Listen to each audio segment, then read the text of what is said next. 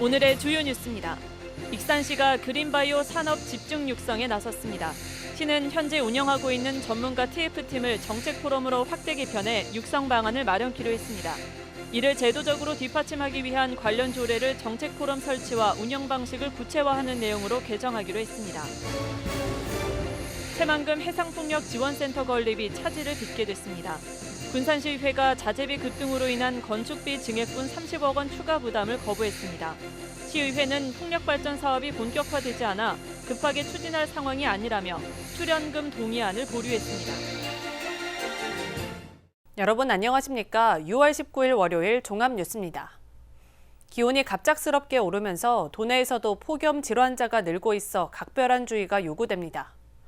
전라북도에 따르면 어제 하루 도내에서 온열 질환자가 13명 발생했습니다. 다행히 이들 모두 치료를 받은 후 오늘 퇴원했습니다.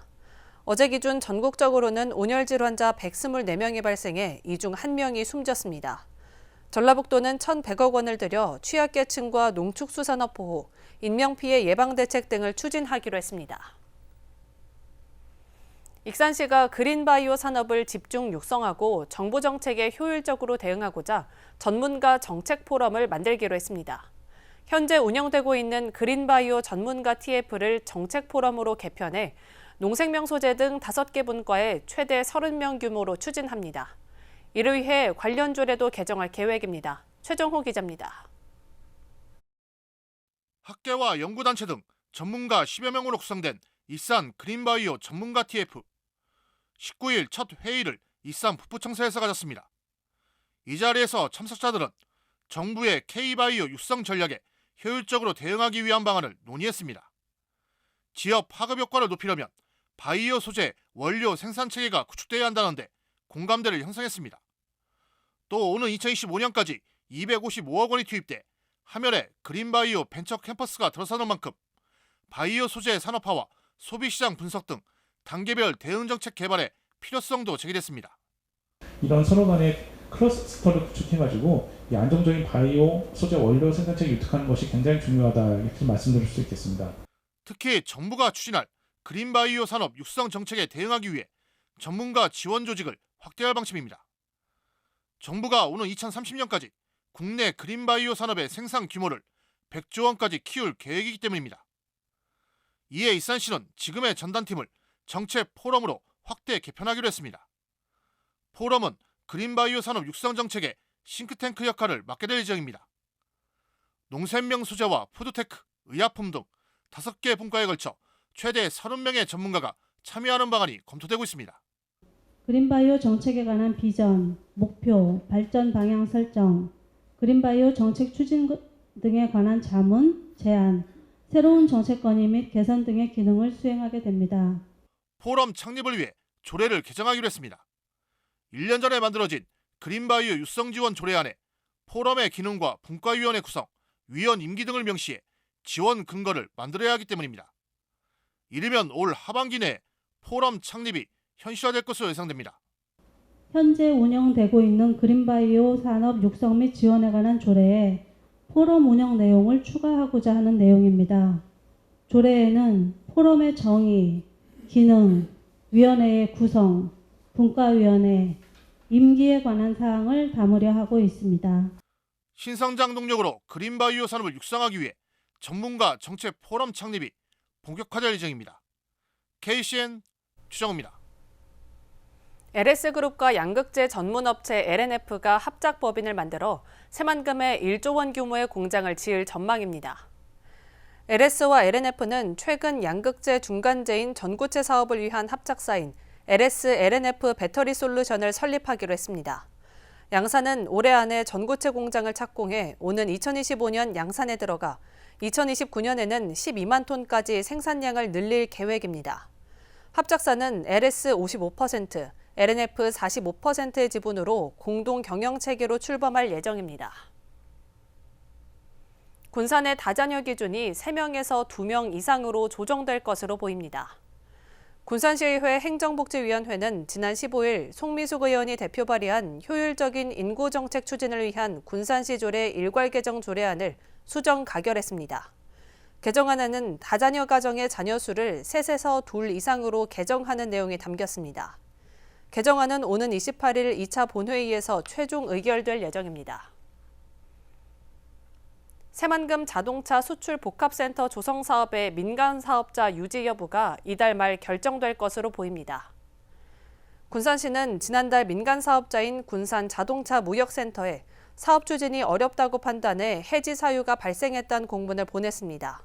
이에 민간 사업자는 최근 현안 문제 해결을 위한 금융사, 건설사, 신탁사, PF 기획사 등에 참석한 업무 협의회를 개최하고 오는 10월 착공하겠다는 계획을 군산시에 알려왔습니다. 군산시는 이에 따라 이달 말까지 민간 사업자의 재원 조달 계획을 검증해 해당 사업자의 사업 지속 여부를 최종 결정한다는 방침입니다. 지난 2018년부터 발행된 군산사랑 상품권 지류형 미사용분이 3억 원에 육박하고 있습니다. 군산시에 따르면 발행한 지 5년이 지나가고 있지만 현재까지 사용되지 않은 지류권 상품권은 2억 7천만 원으로 파악되고 있습니다. 지류권 상품권의 유효기간은 발행일로부터 5년이어서 올해까지 반드시 사용해야 합니다.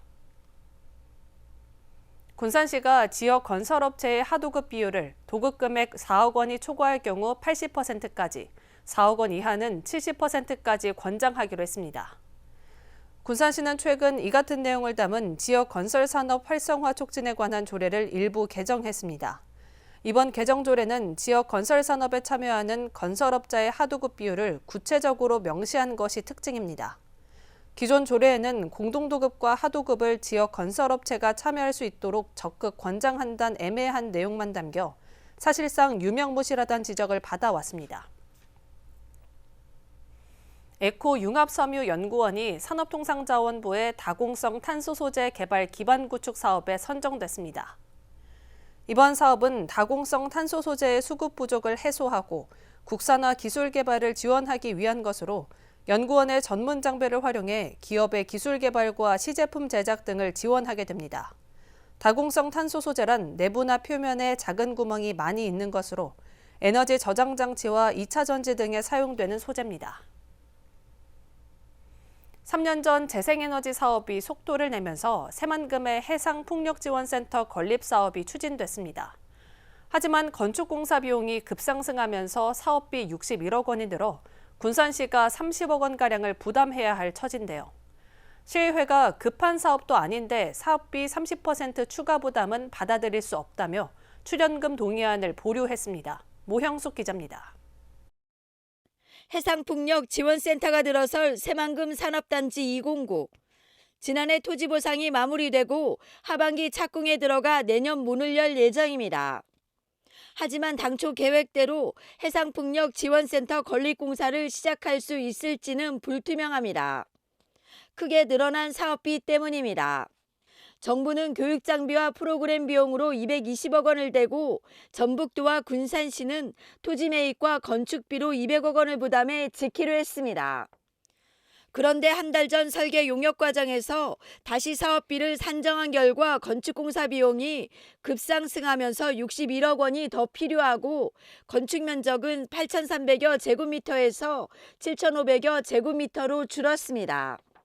당초 계획보다 사업비는 30% 늘고 면적은 10%가 줄어든 겁니다. 군산시는 사업비 책정 때 적게 산정한 데다 물가 상승에 따른 건축 자재값이 올라 사업비가 크게 늘었다고 밝혔습니다. 해상풍력은 185만 원으로 해상풍력을 해놓은 겁니다. 저희가 잘 파악을 해서 논문을 했어야 됐겠지만 그때 당시에 전체 낮게 생각을 해놓다 보니까 그거 플러스 물가 상승까지 좀 겹쳐가지고 군산시는 증액분 61억 원 가운데 부담해야 할 30억 5천만 원에 대한 출연금을 동의해달라고 시의회에 상정했습니다. 하지만 시의회는 의무교육이 아닌 데다 당장 해상풍력 인력이 필요한 상황이 아니라며 동의안을 보류했습니다. 해상풍력 산업지원수단 구축 사업 출연금 동의안에 대하여 해당 센터 활성화를 위해서는 해상풍력 관련 교육 과정들의 법정 의무 교육, 목재와 병행, 추진 필요성과 해당 사업 규모에 대한 심도 있는 논의가 더 필요하므로 보류하고자 하는데 다른 군산시는 동의안이 통과되면 내년 예산에 증액분을 세울 계획이었지만 보류되면서 사업 축소가 불가피해졌습니다. 추가적으로 증축, 신축이 가능하다면 과정을 좀 줄이세요. 기존의 사업비를 더 최소화하셔서 나머지 정말로 필요하다고 하면 그때 추가 공모 사업을 하든 정말 필요하다면 신도도 처음부터 시작으로 과다한 증액분도 있고 하기 때문에 저는 개인적으로 지금 서둘러서 전 과정을 다 하는 길만 할 필요성은 없다. 첫 단추부터 잘못 꿰진 해상폭력 지원센터. 늘어난 사업비에 난항이 예상됩니다. KCN 모영숙입니다. 군산항 컨테이너 터미널의 국제 항로가 확대될 예정입니다. 군산항 컨테이너 터미널에 따르면 천경해운은 베트남 하이퐁과 중국 찬조우 등을 오가는 국제 노선에 군산항을 거쳐가기로 했습니다. 이에 따라 다음 달 중순부터 1000TU급 화물선 2척이 투입돼 매주 한 차례씩 군산항에 머물게 됩니다. 현재 군산항 컨테이너 터미널에서는 중국 상해와 일본 요코하마 등을 연결하는 5개 국제 항로가 운항되고 있습니다. 도내 일선 학교 교실에 올해까지 스마트 칠판이 설치됩니다. 도교육청은 올해 초중고 특수학교까지 모두 3,100여 개 교실에 310억 원을 투입해 스마트 칠판을 설치하기로 했습니다. 스마트 칠판은 컴퓨터와 디스플레이 장치를 갖춘 양방향 디지털 방식이 적용돼 교사의 판서 내용을 저장, 공유할 수 있고 학생이 학습 내용을 언제든지 다시 공부할 수 있습니다. 군산 수제맥주앤 블루스 페스티벌에 방문객이 몰린 것으로 나타났습니다. 군산시에 따르면 지난 16일부터 4일간 열린 올해 행사에는 지난해 방문객 16,700명을 넘어선 19,700여 명이 찾은 것으로 집계됐습니다. 올해 축제에서는 주문 대기 시간을 줄이기 위해 맥주 추출기를 8대로, 음식 부스는 30개로 늘렸습니다. 또 친환경 생분해 컵을 사용했고 관람객 동시 수용 능력을 기존 2,500석에서 4,800석으로 늘렸습니다. 익산 지역 무주택 신혼부부는 공공임대주택 임대보증금을 최대 10년까지 무이자로 지원받을 수 있습니다. 익산시에 따르면 계약금을 제외한 임대보증금을 2천만 원 안에서 무이자로 빌려주며 기본 2년부터 시작해 2자녀 이상 가정은 최대 10년까지 지원합니다. 지원 대상은 LH와 전북개발공사가 공급한 공공임대주택의 입주 예정인 7년 이내 무주택 신혼부부이며 다음 달 14일까지 신청하면 됩니다. 지난달 도내 주택 매매가와 전세가 하락폭이 다른 지역에 비해 큰 것으로 조사됐습니다. 한국부동산원이 발표한 5월 주택가격 동향을 보면 도내 주택 매매 가격은 전달보다 0.27%가 하락했습니다. 이는 경기를 제외한 8개 도 가운데 제주에 이어 두 번째로 하락폭이 컸습니다. 지역별로 보면 군산시가 0.5%, 익산시가 0.37%가 떨어지는 등 하락폭이 컸습니다. 또 전세가는 전달에 비해 0.4% 하락해 8개 도 중가에서 하락폭이 가장 컸습니다. 계속해서 전북권 뉴스입니다.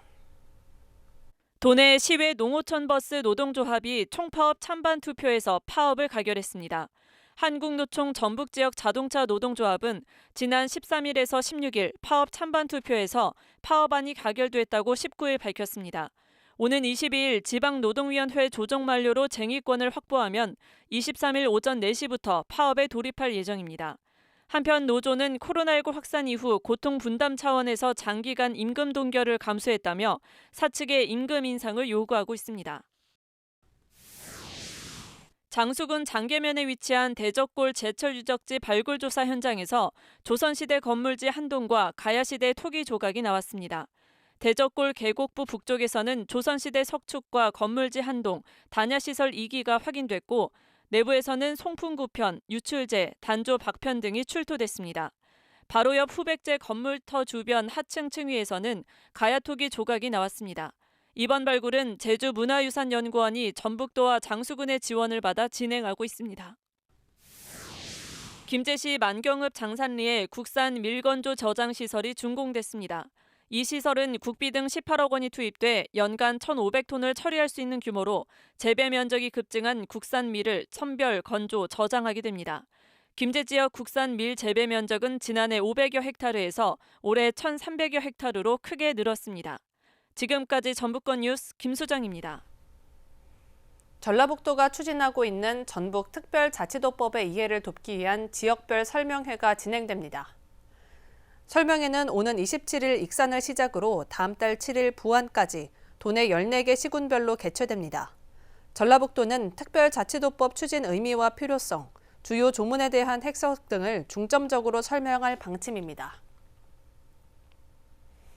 도교육청이 학생과 학부모, 교사 등을 대상으로 서울대 입시설명회와 교사연수를 오는 21일 창조나래에서 동시에 진행합니다. 이번 설명회에서는 서울대 입학사정관이 대입 전형에 대비한 고교생활 설계 방법에 대해 안내하고 학생부 종합전형에 대해서도 집중 설명할 예정입니다. 이어 같은 시간 2층 강당에서는 올해 서울대 입학전형에 대한 고교 진학교사 연수가 진행되며 입학사정관과의 간담회도 열릴 예정입니다. 익산문화관광재단이 2023년 창의적 문화영재 교육 프로그램 공모에 선정됐습니다.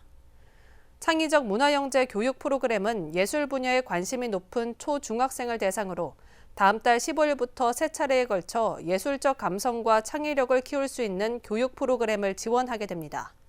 또 8월 초에는 2박 3일에 걸쳐 융합예술 캠프를 운영합니다. 익산시청 신유진 선수가 제27회 전국실업 육상경기 선수권대회에서 금메달을 수상했습니다. 신유진 선수는 지난 13일부터 15일까지 전남 나주에서 열린 전국실업 육상경기 선수권대회 여자 원반 던지기에서 53m 9위를 기록했습니다. 신유진 선수는 올해 출전한 전국 규모 대회에서 모두 상위권에 이름을 올리며 지금까지 금메달 2개, 은메달 2개를 획득했습니다. 다음은 우리 동네 소식입니다.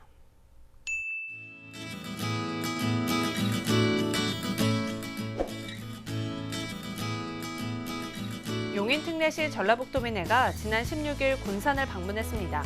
이날 도민 회원들 중 군산 출향 회원들이 마음을 모아 고향사랑 기부금 500만 원을 기탁했고 고석곤 회장이 대표로 있는 주식회사 에이펙코리아에서는 연 2회 고향사랑 기부 답례품 업체 물품을 구입하기로 약정했습니다.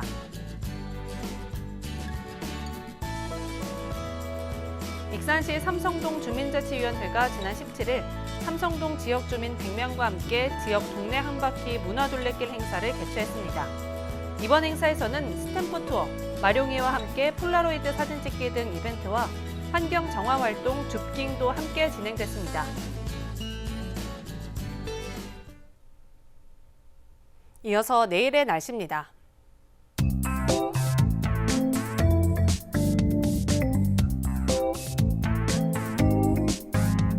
내일 전북은 대체로 맑다가 차차 흐려지겠습니다.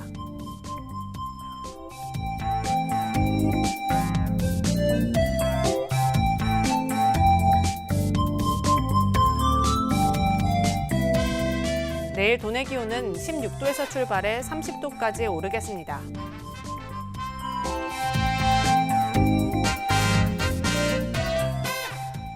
군산은 흐린 가운데 28도까지 오르겠습니다.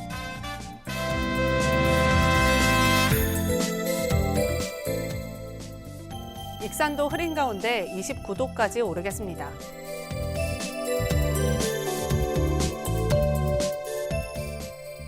바다의 물결은 서해남부 앞바다에선 잔잔하겠고 먼 바다에서는 다소 높게 일겠습니다. 날씨였습니다. 이상으로 KCN 종합뉴스를 마칩니다. 정확한 보도로 늘 함께하겠습니다. 시청해주신 여러분 고맙습니다.